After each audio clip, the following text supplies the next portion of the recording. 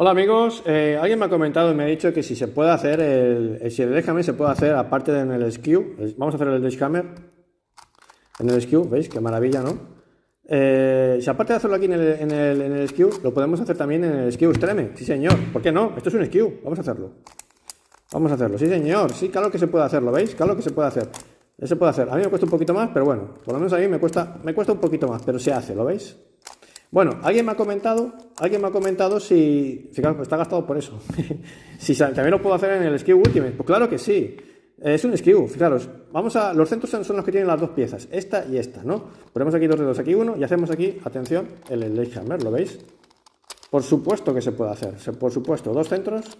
Lo que pasa es que, claro, aquí casi me desarmo el cubo, pero bueno, veis que se puede hacer perfectamente y hasta rápido, ¿no? O sea que, claro que se puede hacer, sí señor. Aquí en Master Cubis.